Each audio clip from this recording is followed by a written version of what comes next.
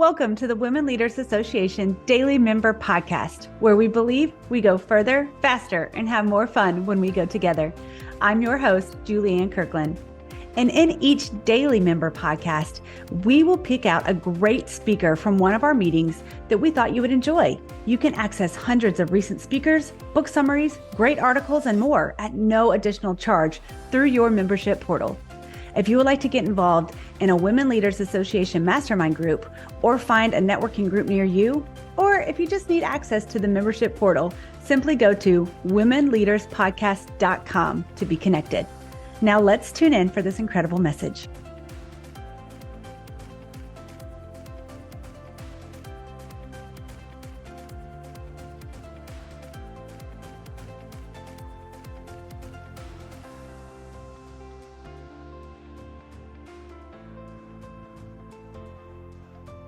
So my favorite thing about that bio is my coffee mugs. You ever had the opportunity to come by my office? I think I have about 30 in my office, and I have about maybe 20 at home and still counting. So there I am. All right. So good morning again. My name is Summer Carter, and I am excited to be able to talk to you today about a topic that really is not that exciting. It's not fun at all, but that's okay. It is important. And I want to take just a few minutes before I start to let you know why difficult conversations are important. If you have ever had the opportunity to work in leadership, which I think a lot of you have, then you know how easy it is for things to kind of go to the left a little bit when you're dealing with people on a regular basis. And the thing about it is, if you don't take the time to correct those situations when they happen, there's a lot of stuff that can go bad. It can affect employee morale. It can affect team morale. It can affect that individual's personal progress. And as a leader, it's very important that you take the opportunity, and yes, I'm going to call it an opportunity. You take the opportunity to sit down with that person and try to get them on track and lead them back into the right direction. And it's not always easy and it's not fun, but again, it is necessary. So today, what I want to talk to you about is 3 ways that you can handle those conversations and be more confident when you're handling those conversations. So the first thing that I want to talk to you about is being prepared. Preparation is key when you are having a difficult conversation, okay? And first off, let me just tell you, I know this looks like I'm going to tell you how to write an English essay, but I'm not. Believe it or not, who, what, when, where, and why actually is relevant in this situation also. So we will start with who. Who am I having the conversation with? In this situation, I'm not talking about, it's Ted from IT or Jamie from accounting. I'm talking about that person's personality.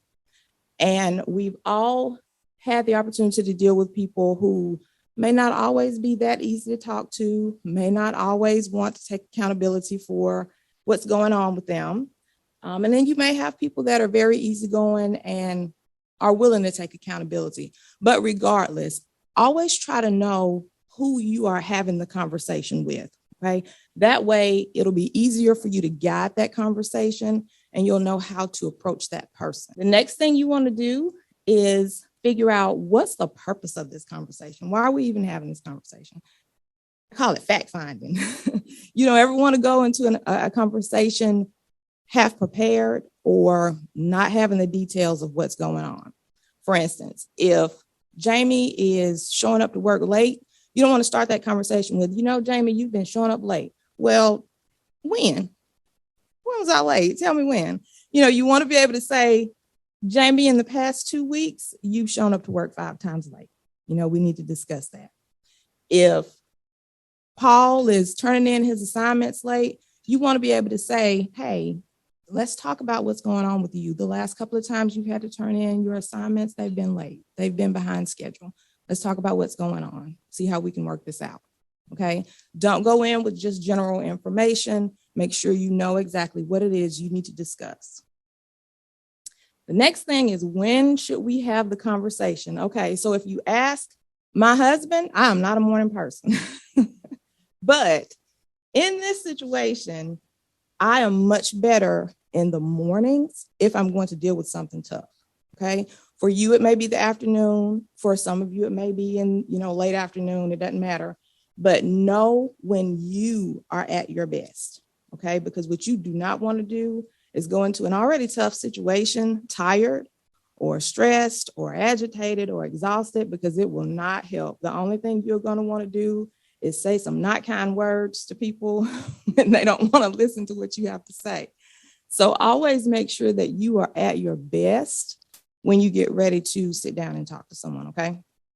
It'll make it easier, trust me. You also want to decide where you should have this conversation. Now, my rule of thumb is neutral territory. I have never been a fan of having a tough conversation in my space. Okay, because I don't want you to leave and then I got negative energy in my space. I got to try to clear out. I'm not a fan of doing it in that person's space for the same reason. And then usually in those situations, there are people around them. You don't want to do it in front of teammates. You don't want to do it where there may be embarrassment. So a spare office, a conference room, somewhere where there's neutral territory. Okay. That makes it a lot easier to have that conversation. And then when you're done, y'all break and go your separate ways. All right. You go back to your space, they go back to theirs. And then the last thing on the preparedness list is, why is this conversation important? And we discussed a little bit at the beginning about why these tough conversations are important overall. But in this situation, I'm talking about that person personally. Why is this important that we talk about this? And in a lot of times it's going to be, we need to have this conversation because it's affecting your progress, or it's affecting your team members, or it's affecting, the company. So personally, we need you to do better because we want you to be able to grow. We want you to be able to stay with us. We want you to be able to bring your best self to this team.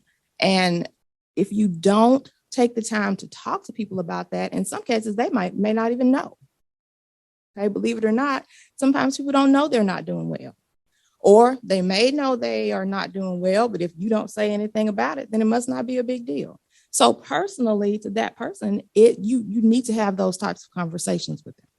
So be prepared. Be prepared as you can, because you will be responsible for directing and navigating that conversation, and you want to make sure you have as much information as you need and you're in the best possible position for it to be effective. Next thing you want to do is focus on the topic at hand. Beware of deflection.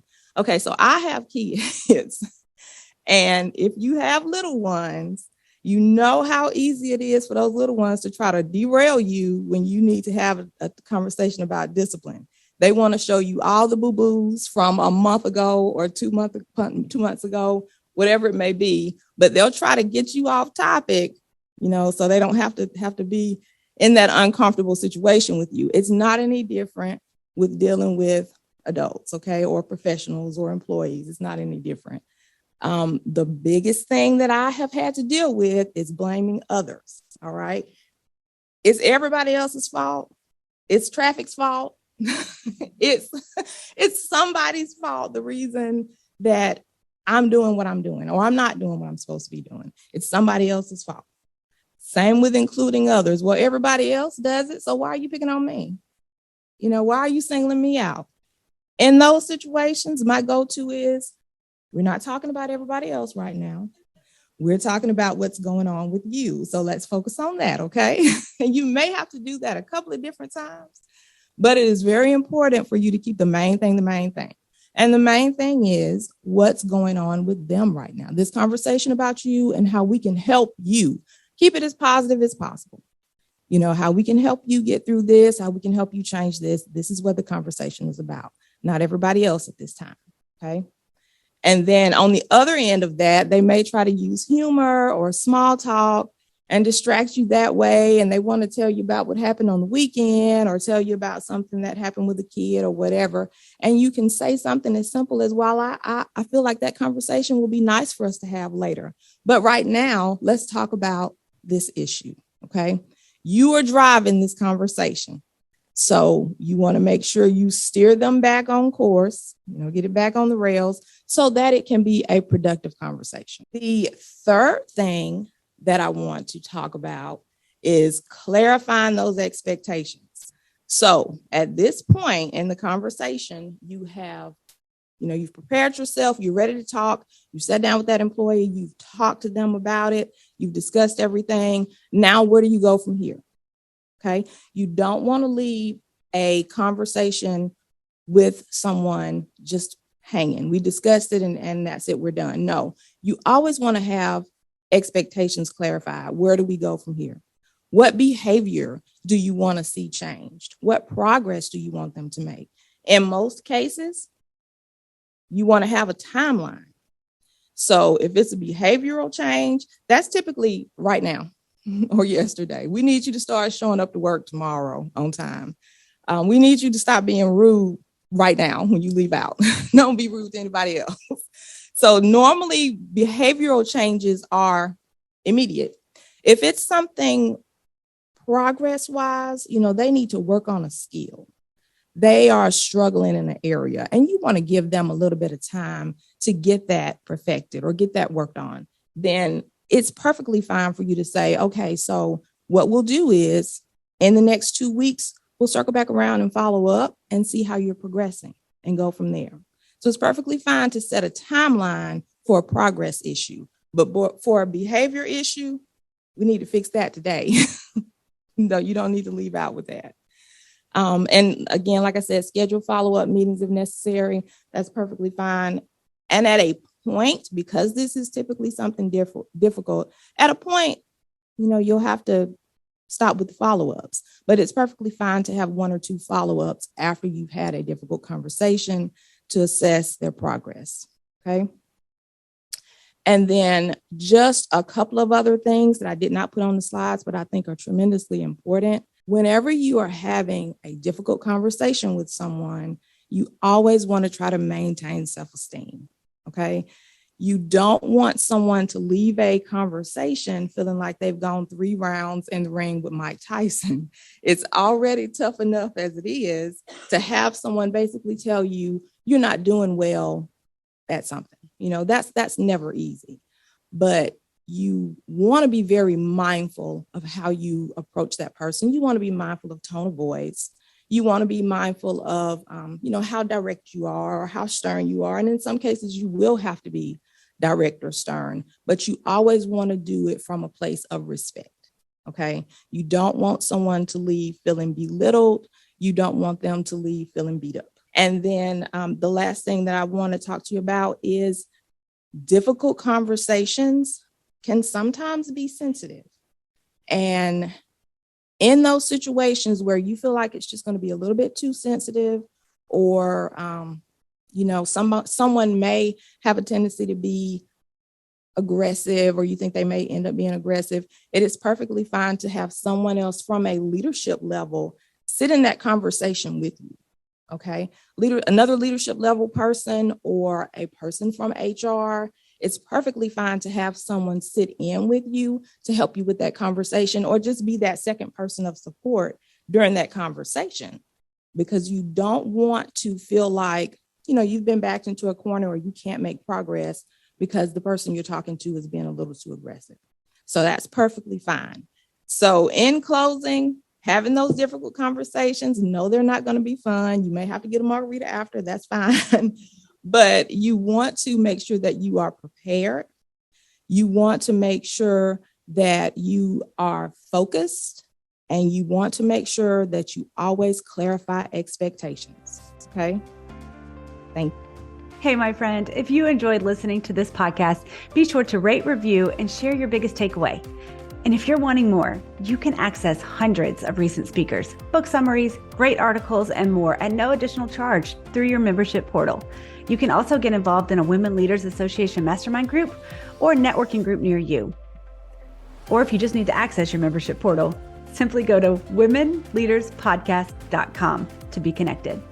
Because here at Women Leaders Association, we believe we go further, faster, and have more fun when we go together. That's all for today, my friends.